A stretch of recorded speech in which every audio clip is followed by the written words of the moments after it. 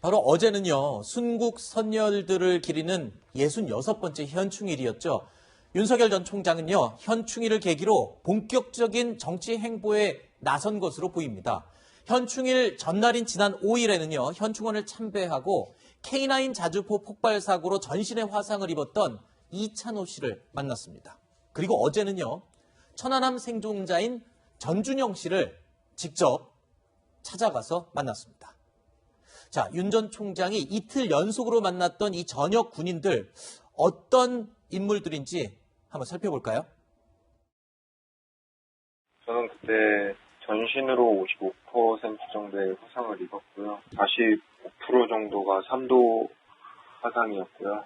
왼쪽 안구 함몰과 이제 코뼈 쪽이랑 광대뼈 쪽에 분쇄 골절이 있었고요. 제 앞으로의 삶, 어떻게 상황이 좋아질까요?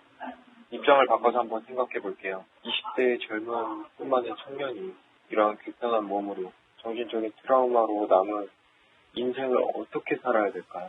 저는 더 이상 과거로 돌아가지 못합니다. 방금 들으신 것처럼 이찬호 씨는요, 제대를 8달 앞둔 지난 2017년 8월 K9 자주포 폭발 사고로 전신에 화상을 입었습니다. 윤 전 총장이 만난 또 한 명의 인물은요, 천안함 생존자인 전준영 씨입니다. 어떤 이야기가 오고 갔는지 저희 제작진이 전준영 씨와 통화를 해봤습니다.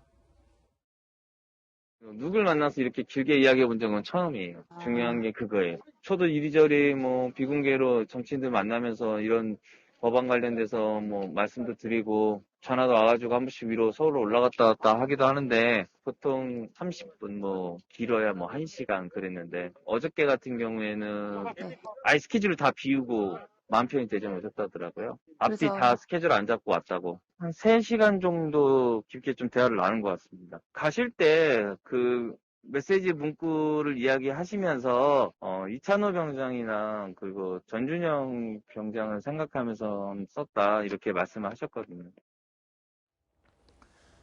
자, 현충일. 당연히 문재인 대통령의 주요 행사 일정이 예고돼 있었죠. 그렇게 예고된 현충일을 기점으로 윤석열 전 총장이 이 사고로 전역한 군인들을 본인이 먼저 연락해서 만났다는 것. 이걸 어떻게 해석해야 될까요? 특히 윤 전 총장은요, 천안함 괴담 유포 세력을 언급하기도 했는데, 김 교수님, 네. 이거는 의도적으로 여당을 겨냥한 발언이다. 아예 딱 계산을 하고 짜놓은 그런 발언이다. 이렇게 봐야 될 것 같은데요. 그럼요.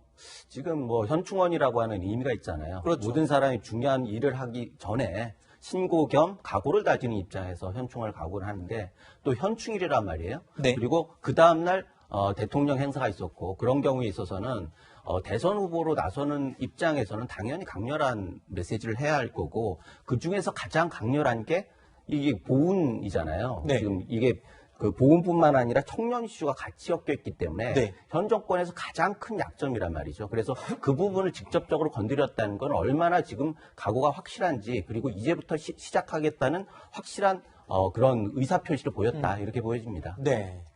자, 윤 전 총장이 이찬호 전준영 씨를 생각하면서 썼다는 그 현충원 방명록의 글귀 내용도 심상치 않습니다. 지난 1월 이 검찰총장 신분으로 현충원을 찾았을 때는 바른 검찰을 만들겠다라는 글을 적었었는데 이번에는요, 분노하지 않는 나라를 만들겠다라고 적었습니다. 자, 만들겠다는 대상이 바른 검찰에서 바른 나라로 바뀌었습니다. 또 하나 주목할 만한 점은 지금까지 윤 전 총장은 일정이요, 언론을 통해서 알려졌다면 이번에는 윤 전 총장 측이 직접 기자들에게 공개를 했다고 알려지고 있습니다. 자, 이번 현충일 행보는 확실히 그 전과는 다르다.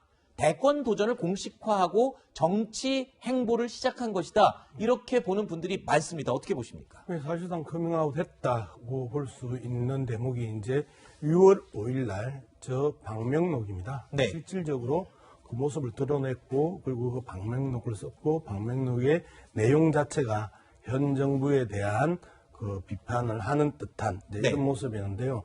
앞서 전지현 변호사가 그 여론조사 평가를 하면서 상당히 위험한 발언들이 이제 계속 이제 나온 거거든요.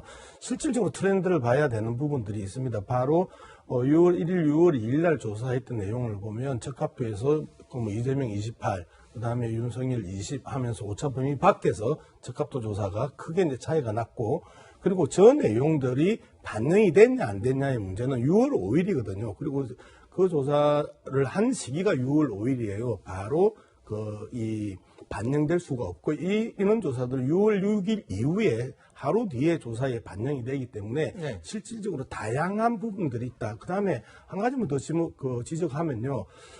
기본소득이 윤희숙 의원이 전문가다라고 이야기하면서 망신을 당했다 했는데, 복지후진국에 대한 부분에 대해서 네. 우리는 좀 명확하게 짚고 넘어가야 돼요. 예. 노인 빈곤율 세계 1위입니다. 이사장님, 죄송한데. 잠깐만요. 예. 노인 자살률, 청소년 자살률, 그리고 총인구 대비 자살률, 이런 부분들, 그다음에 산업재해 사망률, 이런 것들이 다 세계 1위예요. 이러한 부분들에 대해서 제대로 논쟁하지 않고 잘못했다라고 지적하는 부분에 대해서는 우리가 바로 잡아야 되는 거예요. 알겠습니다. 토론하는 과정이. 알겠습니다. 그리고 조금 전에 조금 전에 언급하신 설문조사 내용, 여론조사 내용은 저희가 준비한 내용과 다른 지금 조사를 언급하셨는데 혹시 출처를 저희에게 한국 제공해 주실 수 리서치하고 있으면. 코리아 리서치, 알겠습니다. 에브레인 등 4개 조사 기관이 예. 했던 이제 바로 지난주 내용이에요. 그렇기 때문에 이 트렌드를 바라보는. 알겠습니다. 저희도 확인하고 확인해보고 저희가 언급이 된 여론조사에 대해서는 저희가 공지를 해야 되는 의무가 있기 때문에 홈페이지에 추후에 공개하도록 하겠습니다.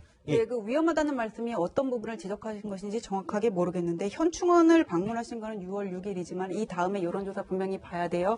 근데 지금 여기 채널에 나온 6월 5일 여론조사가 6월 5일 여론조사인데, 그 전에 윤석열 총장이 청년 일선들과 만나거나 이렇게 적극적인 행보를 보인 부분 맞고요. 그리고 기본소득 관련해 가지고는 얼마 전이 아니라 계속적으로 윤희숙 의원과 SNS상에서 논쟁이 있었어요. 자산과 소득의 구분이라든지 아니면은 뭐 노벨상 석학이 그렇게 얘기를 한 부분, 개발도상국에 대해서 기본소득이 필요하다고 그랬는지 아니면 선진국까지 필요하다고 그랬는지, 그 문제에 대해서 윤희숙 의원이 바로 잡은 거는 맞거든요. 근데 여기서 왜 노인 자살률이라든지 그런 부분을 말씀하셨는지 좀 이해가 안 가거든요. 네, 죄송한데 잠시만요. 지금 저희가 얘기하는 주제와 전혀 다른 방향의 지금 두 분의 개인적인 의견을 전제로 한 얘기에 대해서 지금 논쟁이 벌어지기 때문에 그 부분에 대해서 제가 일단 중지를 시키도록 하겠습니다.